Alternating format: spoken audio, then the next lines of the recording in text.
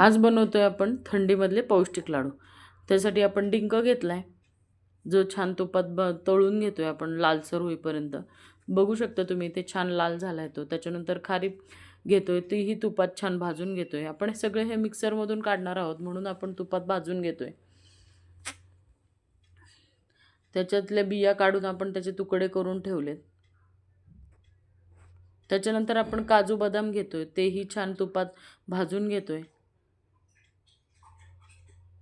खारीक आपण मिक्सरमधून काढली आहे, त्याच्यात टाकतो आपण काजू बदाम आणि तळलेला तो डिंक.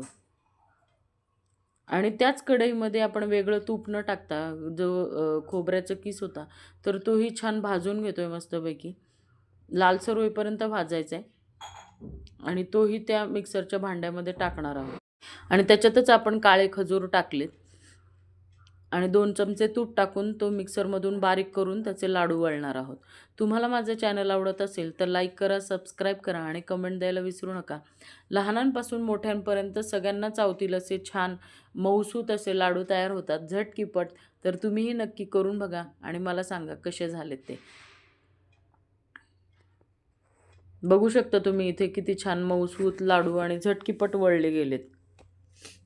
चलो बाय, थँक्यू.